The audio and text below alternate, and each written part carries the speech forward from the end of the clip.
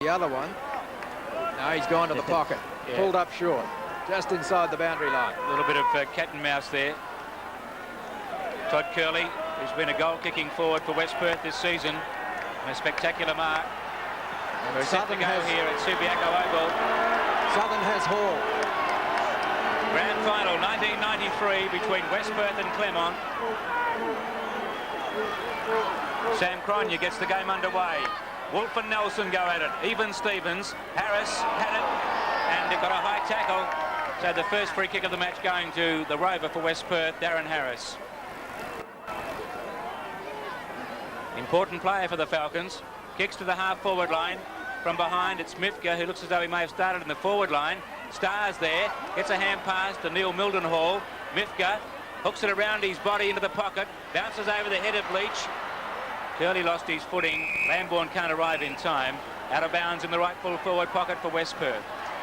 So the Falcons first into attack in the 1993 grand final, and the Falcons chant goes up as Wolf goes to ground. Green went over the top of him. The ball thumped back towards the boundary line, and there'll be a throw-in, a further throw-in about 40 metres around from the Falcons' goal. Clinton Wolf is okay.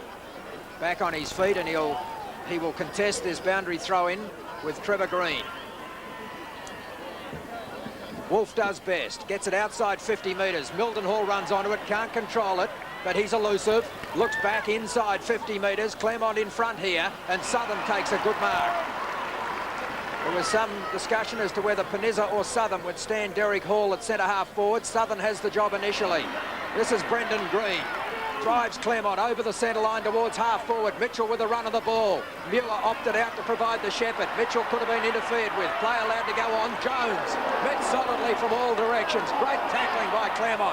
Unfortunate not to get the kick. Mildenhall with a good hand pass. Mifka at half-back. And West Perth have players loose on centre wing. Away goes Lambourne. Lambourne runs to half-forward. Kicks towards centre-half forward. Good lead from Curley. He's away. He's outside 50. He goes for home with a big kick into the forward pocket. A great mark from Hall. He's been paid the mark. Some fierce tackling by the Claremont forwards a moment ago. And now a good mark from Hall. Very acute angle, as you can see. It'll need to be a good kick from there. He's only about 20 metres out. 8 metres inside the boundary. It's off the side of the boot. Never looked like it. One behind.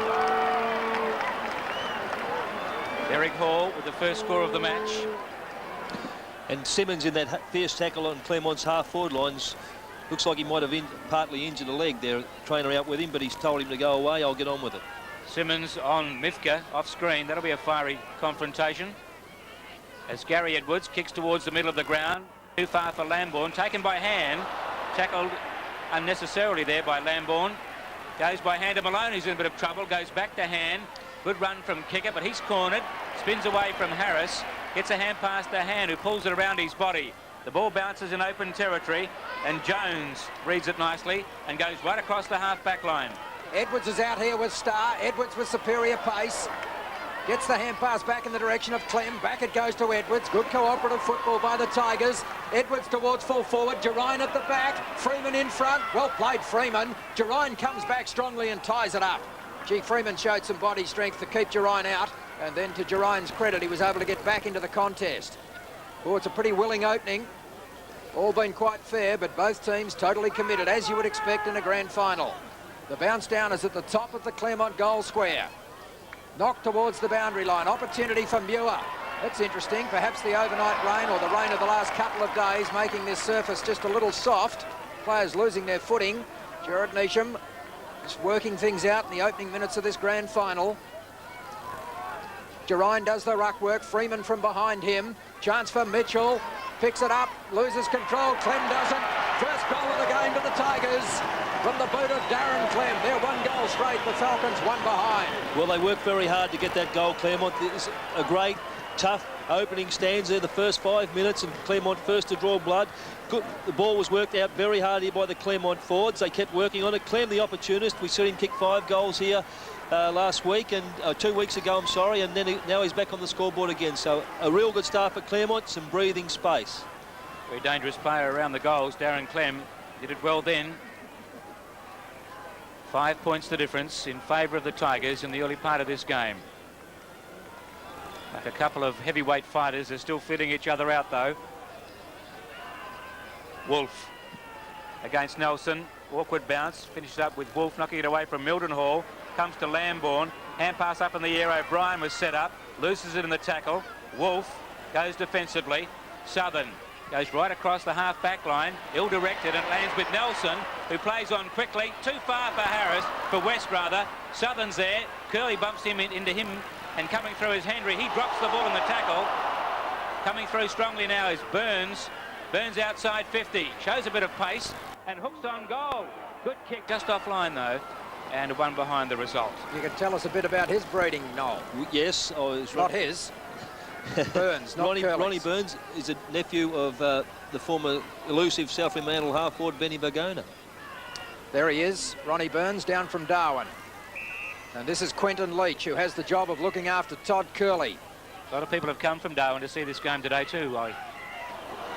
Well, two Claremont players getting mixed up there, Edwards and Southern. Green in on top of Hall, and there's going to be a bounce. This bounce will be 55 metres out from the West Perth goal.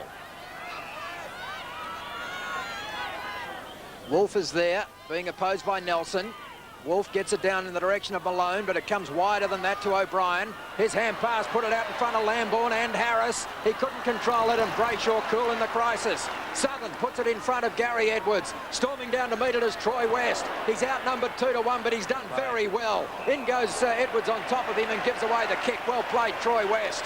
He plays on quickly across to the members' wing when Nelson is unattended. Jones going past him. Wolf won't go to Nelson. That's good football by Wolf. Now he gives it to Jones. He's 55 metres from goal. Someone's got to close on him. Good kick from the centre half back. The first goal of the grand final to the Falcons. Brett Jones down from centre half back puts the Falcons in front by 2 points. Well, I just let the crowd tell the story there. Inspirational stuff there from the captain, Nelson. Clinton Wolf trying to do the right thing and hold up the ball as long as he could, but Jones saw the goals, touched the ball down, and has ignited this crowd, which is mostly West Perth supporters, with a good goal, and he's run right off the half-back line to kick that, and certainly a good start for him personally. What a bonus he's been since coming from Swan Districts. 7.5 minutes into the grand final. Wolf and Nelson get tangled up in the middle. The ball out to the wing on the outer side. Simmons gets a hand pass. Troy West kicks to half forward. Kick it up. Couldn't hold the mark. West was with him. Met solidly by Harris. Kick it goes down. It was fair. Lambourne's got it. He's in trouble. The ball pinned underneath him. It's nice to see Simmons from West Perth back on the wing. His number one position. He's picking up Mark Hand, the ex-Claremont captain, a veteran of Claremont at this stage, and I think he's really suited to the wing, and remains to see whether he can have a good game from there. Harris tackled by Edwards and loses it. Now Malone, hand pass to Gary Edwards, who's crashed into the ground, holding the ball, the decision. Push in the back. No. I think you were right though, Trev. It is a push in the back. He had a chance to get rid of it, didn't he? I don't think he could get rid of it because he'd already been round the neck once on the way. I don't think he knew where he was. Edwards from centre half back to centre half forward from behind. The leaper was Muir. Jones was in the pack. Harris got the crumbs to Mifka. Mifka kicks to the wing on the outer side. This is O'Brien now. He's in front of the old scoreboard, puts it down towards half forward. The kick was ill-directed, but it eluded both Burns and Henry. Good support from Gary Edwards. Panizza has it. Down towards half forward. Oh, danger here for West Perth. Malone was unattended. He's just ahead of the centre line as he kicks in towards Morgan. Terrific mark by Paul Morgan. He led confidently and directly, and sliding across the turf has pulled in a strong mark. He's been a very useful forward since crossing from South Fremantle. Claremont's leading goal scorer this year with 58 goals so far, 53 in the qualifying rounds, 5 during the final rounds. And he will shoot this time from about 45 metres, perhaps slightly further out than that, kicking to the city end. Very little breeze to speak of. It's a good kick from Morgan. Gee, a reliable player, a percentage player. Well, that's the first real positive build-up from either side's had as far as using their forward setup, and Morgan there on a fast lead was able to get on the end of this pass